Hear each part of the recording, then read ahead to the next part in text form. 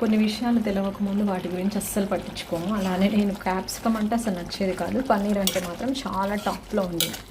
But capsicum అంటే అస్సలు నచ్చదు ఎందుకో ఏమో. కానీ క్యాప్సికమ్ యొక్క వాల్యూస్ తెలిసాక, దాంట్లో ఉన్న మనకు వచ్చే విటమిన్స్ కానీ దానివల్ల యూజెస్ కానీ తెలిసాక ఇప్పుడు క్యాప్సికమ్ అనేది అన్నిట్లో యాడ్ చేసేస్తున్నాను.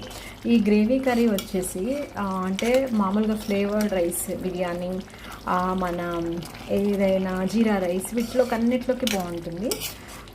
నెక్స్ట్ వచ్చేసి నేను నార్మల్ రైస్లో కూడా ఇలా తినడానికి ఇష్టపడతా. చపాతీస్, రోటీస్లోకి అయితే, పుల్కాస్, వీటన్నిటిలోకి ఇది బాగుంటుంది. క్యాప్సికాన్ని ఇలా చేసుకుంటే పిల్లలు కూడా తింటారు కదా. కొంచెం కొబ్బరి ఫ్రై చేసుకుంటే కూడా బాగుంటుంది అనుకోండి. ఇది రెగ్యులర్ కర్రీ అయిపోయింది మా ఇంట్లో. సో క్యాప్సికమ్ యొక్క యూజెస్ తెలిస్తే మాత్రం క్యాప్సికాన్ని వండని వాళ్ళు అంటూ ఉండరు. చాలామందికి నచ్చదు దాని ఫ్లేవరు. బట్ ఈ మధ్య కొంతమంది ఏం చేస్తున్నారంటే ఫ్రైడ్ రైస్లలో వాటిలలో కూడా రెగ్యులర్గా యూజ్ చేస్తున్నారు కదా.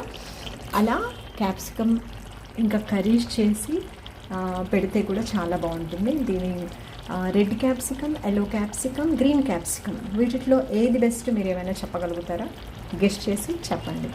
గ్రీన్, రెడ్, ఎల్లో, ఈ మూడిట్లలో ఏది మంచి క్యాప్సికమ్ చెప్పండి. క్యాప్సికమ్ వల్ల ఏమొస్తుంది అని అంటే, ఎలా అయితే పచ్చిమిర్చిలో సి విటమిన్ ఉంటుందో అలానే సి విటమిన్తో పాటు అనేక విటమిన్స్, డి కావచ్చు, ఈ కావచ్చు, ఇలా అనేక విటమిన్స్ వస్తాయి. ఈ ఒక్క రెసిపీ వల్ల మనకి డేలో కావలసిన విటమిన్స్ అన్నీ వస్తాయి. ఎందుకు అంటే పన్నీర్ ఉంది, క్యాప్సికమ్ ఉంది, టమాటో ఉంది. నెక్స్ట్ మనం దీంట్లో ఏమేమి వేసాము అని అంటే గ్రేవీ కోసం మంచి డ్రై నట్స్ వేసాము, జీడిపప్పు, బాదము, ఇవన్నీ వేసాము. సో 1 బౌల్ రెసిపీస్లో దీంట్లో మన కార్బోహైడ్రేట్స్ మాత్రమే లేదు, బట్ ఏమున్నాయి, ఇవన్నీ ఇంక్లూడ్ చేసాము. ఇలాంటి కర్రీస్ రెగ్యులర్గా చేసుకుంటే బాగుంటుంది. మనకి అన్ని విటమిన్స్ ఒకే దాంట్లో వస్తాయి. మీరేమంటారు మరి? మీరు రెగ్యులర్గా ఇలాంటి వంటలు చేస్తున్నారా? అయితే కామెంట్ చేయండి.